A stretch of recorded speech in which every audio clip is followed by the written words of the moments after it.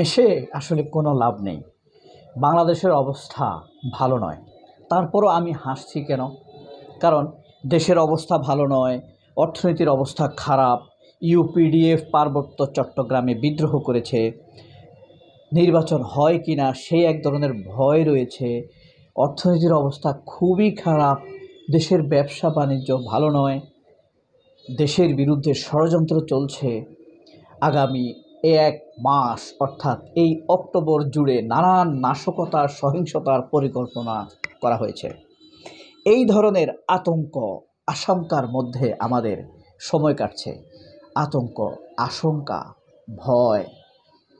তবে এর মধ্যে চমৎকার কিছু আশাবাদও আছে। এই আশাবাদই আমাদের হাসির কারণ। আমাদেরকে আশা জাগিয়ে রাখে। আমরা হাসতে বাধ্য হই, আনন্দিত হই, সবার সাথে শেয়ার করি। আমরা বেঁচে থাকার আশা হারিয়ে ফেলি না। সুন্দর দিনের প্রত্যাশা আমাদের মধ্যে জাগরুক থাকে। যুগান্তর, প্রথম আলো, জনকণ্ঠ এসবের সিন্ডিকেট, কালের কণ্ঠ সহ বেশ কিছু নিউজ হচ্ছে বাংলাদেশে আতঙ্কিত করে রাখছে আমাদেরকে। দেশের অর্থনৈতিক অবস্থা নাকি খুবই খারাপ, ব্যবসা বাণিজ্য একদমই ভালো নয়। পুরো এই অক্টোবর মাস জুড়ে চলবে সহিংসতা। নানান সহিংস পরিকল্পনা করেছে নিষিদ্ধ ঘোষিত সন্ত্রাসী খুনি সংগঠন আওয়ামী লীগ। এগুলো ছিল সবই আতঙ্কের কথা। আমাদের মাঝে আওয়ামী লীগের সময়ে এই পত্রিকাগুলো নানানভাবে আতঙ্ক ছড়াতো, ভয় দেখাতো, ভীত করে দিত আমাদেরকে। তারপর তারা আমাদের উপরে ছড়ি ঘোরাবার চেষ্টা করত আওয়ামী লীগ। মিডিয়া এইভাবেই আমাদের উপরে অপশাসনের অপতৎপরতা চালিয়েছে এবং অপশাসনের লেজিটিমেসি তৈরি করে দিয়েছে এইসব যুগান্তরেরা, এইসব কালের কণ্ঠরা, এইসব প্রথম আলোরা, এইসব জনকণ্ঠেরা। তবে নানান আতঙ্ক, আশঙ্কা, ভয় ছড়ালেও আমাদের মাঝে অনেকগুলো আশাবাদের বিষয় আছে।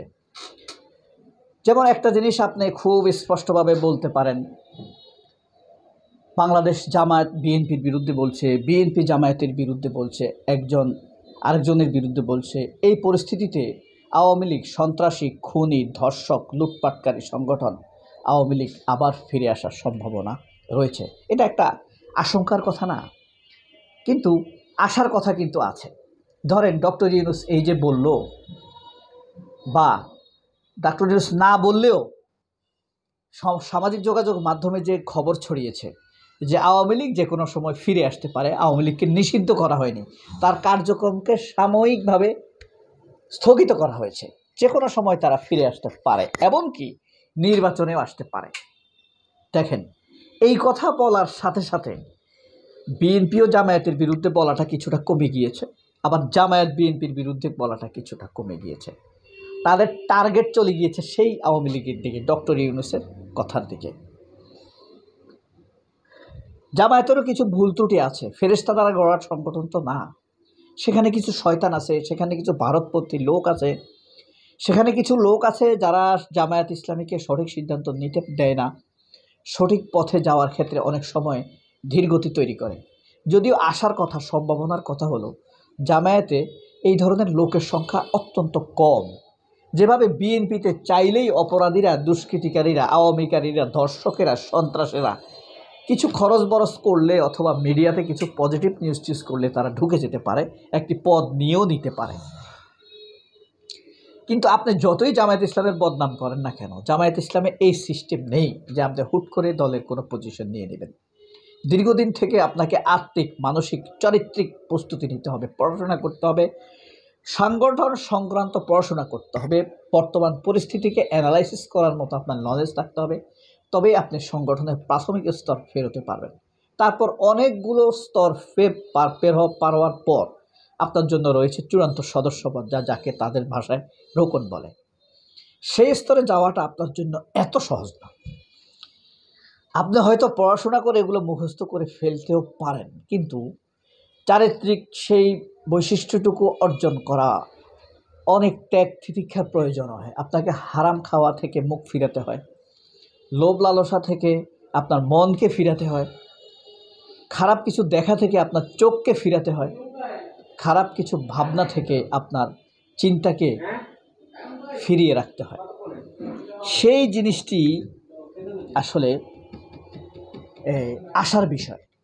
যে দেখেন ডক্টর ইউনূস আসলে the player of Bangladesh, the player of the world, the gamer of the world, the politician of the politician.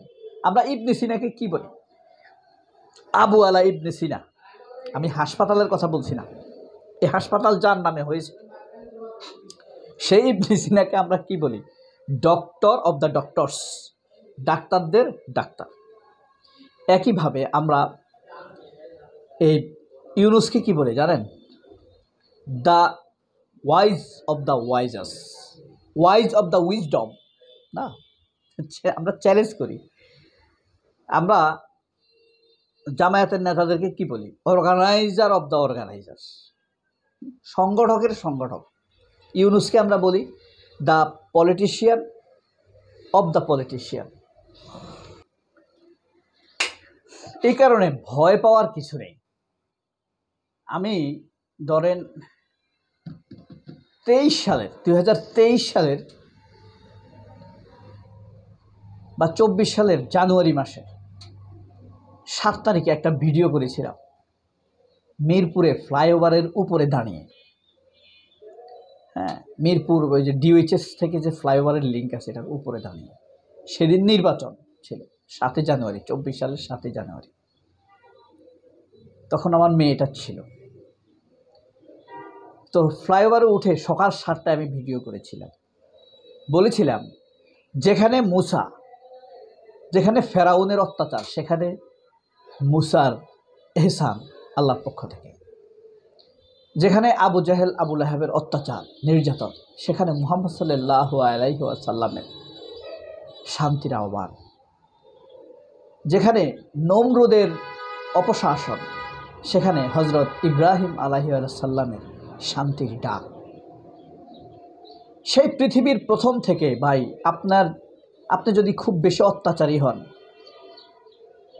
হ্যাঁ, মনে রাখবেন আপনার সমপর্যায়ে আপনাকে চ্যালেঞ্জ করার মতো কেউ একজন তৈরি হয়ে আছে। সে আপনার মতো খুব ক্ষমতাবান হবে, আপনার মতো মোটা হবে, আপনার মতো ফর্সা হবে, সুন্দর হবে, এমনটি নয়। তবে এক খোঁচায় তাকে আল্লাহ এমন এক পাওয়ার দিবে, আপনার ক্ষমতার তখতে তাও নাড়িয়ে দিবে, তছনছ করে দিবে আপনার সব কিছু। অথচ সেদিন নির্বাচন, সেই নির্বাচনের সময় মানুষ ভেবেছে শেখ হাসিনাকে আর মৃত্যুর আগ পর্যন্ত কেউ নাড়াতে পারবে না। কিন্তু আমি বলেছিলাম সেই ভিডিওতে, কার পতন কখন হয় সেটা আল্লাহ রেডি করে রাখছে। আবার মনে রাখবেন, আপনি যদি আত্মবিশ্বাসী হন, ভালো মানুষ হন, আপনার সমপর্যায়ের একজন খারাপ মানুষ আপনার বিপরীতে থাকবে। শেখ হাসিনার বিপরীতে কেউ কল্পনা করেছে ইউনূস দাঁড়িয়ে আছে? ইউনূস নাস্তা নাবুদ করে দিবে শেখ হাসিনাকে? আমরা হয়তো ভাবছি আমাদের তরুণেরা, শিশু কিশোরেরা শেখ হাসিনাকে তাড়িয়েছে, ভারত হাত বাড়িয়েছে, কিন্তু ইউনূস এখানে আছে বলেই জাতিসংঘের রিপোর্ট হয়েছে, জাতিসংঘের মানবাধিকার কমিশন এসেছে, ভলকার তুর্ক এসেছে, সেনাপ্রধানকে ফোন করেছে জাতিসংঘের মানবাধিকার কমিশন থেকে। ওই যে আপনি হয়তো নাম জানেন না, কিন্তু আল্লাহ ইউনূসকে ঠিক করে রাখছে হাসিনার। সূরা ফিল, আলাম তারা কাইফা ফাআলা রব্বুকা বিআসহাবিল ফিল। তোমরা কি সেই হস্তি বাহিনীকে দেখোনি? আলাম ইয়াজআল কায়দাহুম ফি তাদলিল ওয়ারসালা আলাইহিম তায়রান আবাবিল। হ্যাঁ, আবাবিল তারমিহিম বিহিজারাতিন মিন সিজিল ফাজআলাহুম কাআসফিন মাকুল। হ্যাঁ, চর্বিত একদম ঘাসের মতো, শাকের মতো হয়ে গিয়েছে তাদের অবস্থা। বুঝতে পারছেন?